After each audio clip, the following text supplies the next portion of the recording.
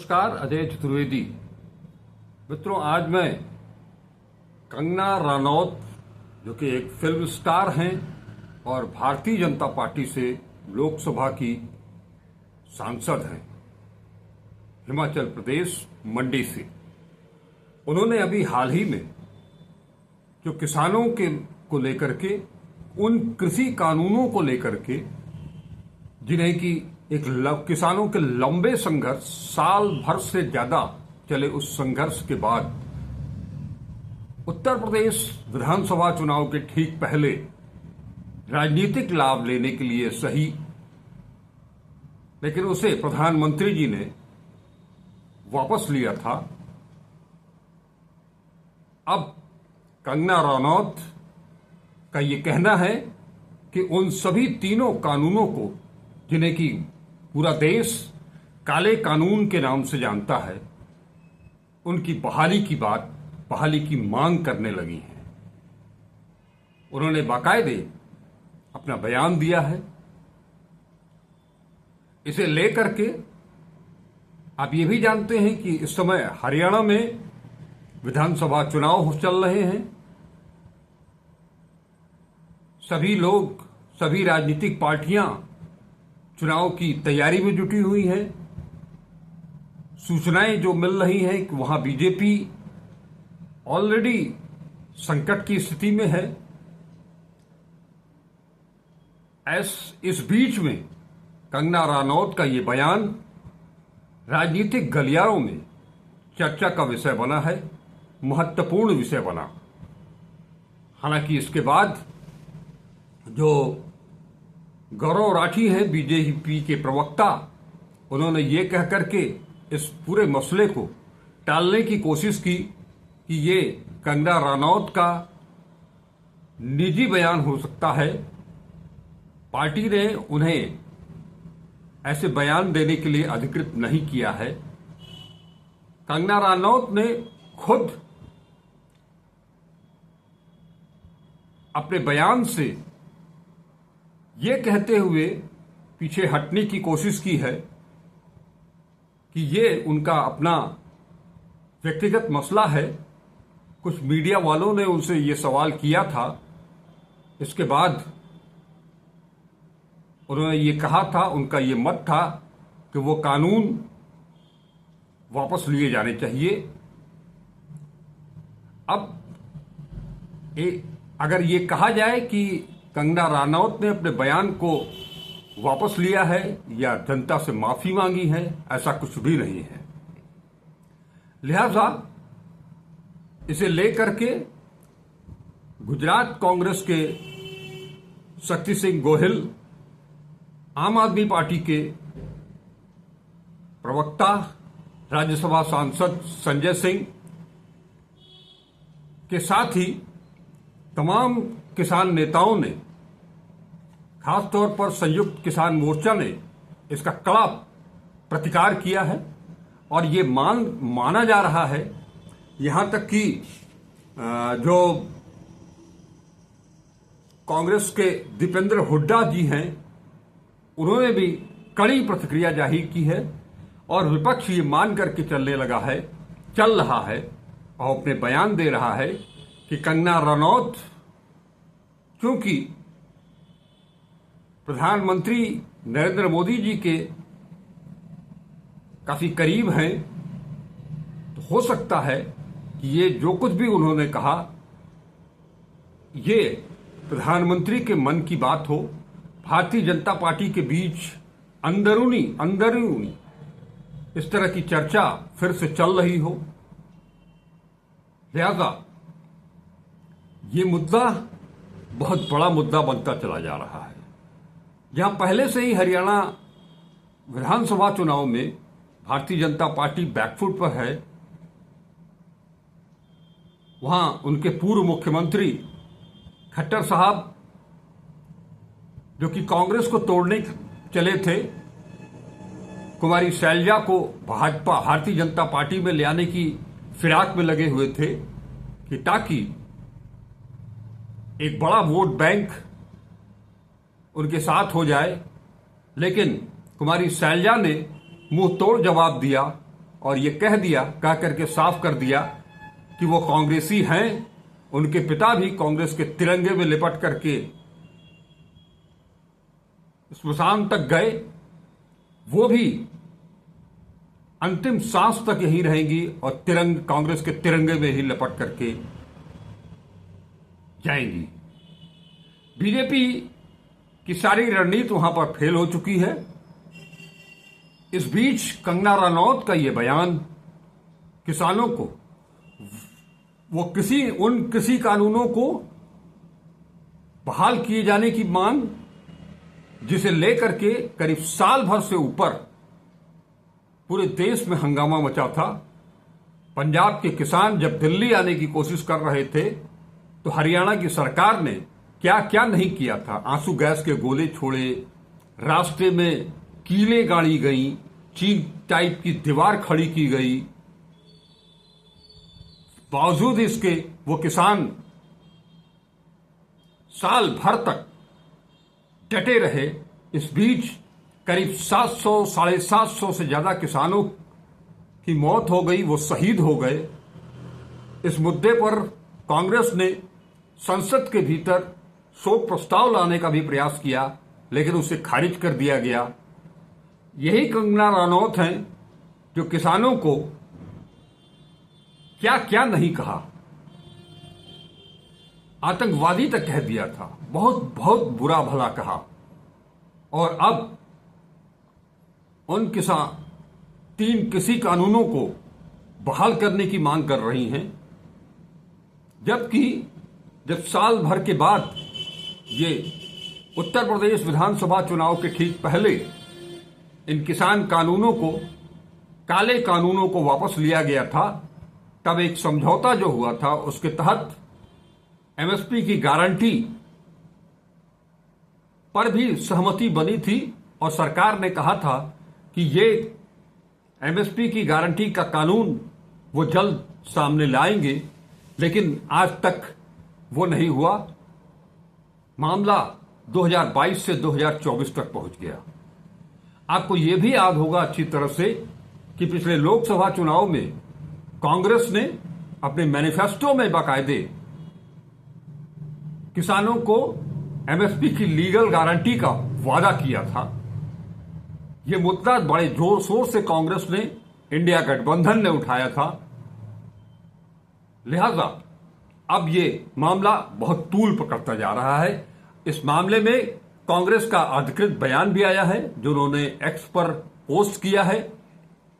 कांग्रेस की तरफ से कहा गया है कि कंगना रनौत का बयान किसानों की शहादत का अपमान है, लेकिन ऐसे बयान पर अभी तक बीजेपी ने कोई कार्रवाई नहीं की है। हर बार कंगना के बयान से खुद को अलग करने से काम नहीं चलेगा, बल्कि ऐसे बयानों पर निष्कासन होना चाहिए। उन्होंने मांग की है कि कंगना को बीजेपी से निष्कासित किया जाए। कंगना को निष्कासित नहीं किया जाता तो ये माना जाएगा कि बीजेपी और नरेंद्र मोदी किसानों की शहादत का अपमान कर रहे हैं। नरेंद्र मोदी अपने मित्रों को फायदा पहुंचाने के लिए तीनों काले कानून वापस लेने की साजिश रच रहे हैं।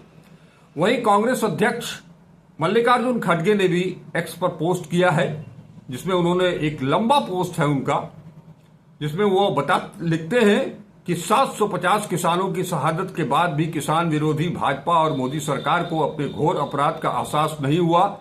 3 काले किसान विरोधी कानूनों को फिर से लागू होने की बात की जा रही है। कांग्रेस पार्टी इसका कड़ा विरोध करती है।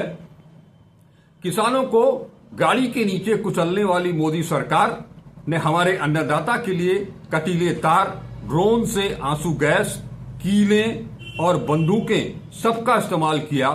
ये भारत के 62 करोड़ किसान कभी भूल नहीं पाएंगे। हर बार हरियाणा समेत सभी चुनावी राज्यों से किसानों पर खुद प्रधानमंत्री द्वारा संसद में किसानों को आंदोलनजीवी और परजीवी की अपमानजनक टिप्पणी का करारा जवाब मिलेगा। मोदी जी की बयानबाजी के चलते उनके मंत्रियों और सांसदों व दुष्प्रचार तंत्र को किसानों का अपमान करने की आदत हो गई है। 10 सालों में मोदी सरकार ने देश के अन्नदाताओं से किए गए अपने 3 वादे तोड़े हैं। 2022 तक किसानों की आमदनी दोगुनी, स्वामीनाथन रिपोर्ट के मुताबिक इनपुट कास्ट 50% एमएसपी लागू करना, एमएसपी को कानूनी दर्जा देना, किसान आंदोलन वापस लेते समय मोदी जी ने सरकारी समिति की घोषणा की थी, वो आज भी ठंडे बस्ते में है। मोदी सरकार एमएसपी की कानूनी गारंटी के खिलाफ है। शहीद किसानों के परिवारों कोई राहत नहीं दी गई। संसद में मोदी सरकार ने उनकी याद में 2 मिनट का मौन रखना भी मुनासिब नहीं समझा और ऊपर से लगातार उनका चरित्र हनन जारी है। पूरा देश जान गया है कि भाजपा की रग रग में किसान विरोधी नफरती मानसिकता बसी है। ये अभी आपको मैंने बताया कि किस तरह से तत्कालीन केंद्रीय गृह मंत्री अजय टेनी के बेटे ने अपनी गाड़ी से किसानों को कुचल डाला था, मार डाला था। उनका बेटा तो जेल में गया, उसके खिलाफ तो कार्रवाई हुई, लेकिन जब विपक्ष उस समय केंद्रीय गृह राज्य मंत्री का इस्तीफा मांग रहा था, उन्हें हटाने की मांग की जा रही थी, लेकिन ऐसा कुछ भी नहीं हुआ। अब चुनाव और चुनाव से पहले, चुनाव के दौरान जब अमेरिका से कांग्रेस नेता और लोकसभा में नेता प्रतिपक्ष राहुल गांधी लौट करके आए तो उनके खिलाफ हिंसात्मक हमले किए गए। कोई जीप काटने की बात कर रहा था, कोई जीप जलाने की बात कर रहा था, कोई उनको ये कह रहा था कि उनका भी हश्र वैसे ही होगा जैसे उनकी दादी का हुआ। उन्हें आतंकवादी तक कहा गया, जबकि ऐसा कुछ भी राहुल गांधी ने कहा ही नहीं था। उसे तोड़ मरोड़ करके पेश किया गया। जो वीडियो क्लिप जारी की गई वो भी टेम्पर्ड थी, काट छांट करके उसे दिखाया, परोसा गया। और अब कंगना रनौत निकल करके आ रही हैं उन किसान बिलों को लेकर के, उन 3 किसान कानूनों को लेकर के, बिलों को नहीं कानूनों को लेकर के, और उसकी बहाली की बात कर रही हैं। और ये बाकायदे इसका विरोध किया गया है और समूचा विपक्ष ही नहीं, जेडीयू जो उनकी बैसाखी है मोदी सरकार की, जो कि उस बैसाखी का एक हिस्सा है चिराग पासवान, उन्होंने भी इस बयान को लेकर ये अपनी प्रतिक्रिया जाहिर की है। लेकिन ये मामला तूल पकड़ता चला जा रहा है। आप सभी अच्छी तरह से वाकिफ हैं कि हरियाणा एक किसान बहुल क्षेत्र भी है और किसानों ने जो जलालत झेली है हरियाणा सरकार पिछले 10 सालों में, वो पहले से ही उनसे नाराज हैं।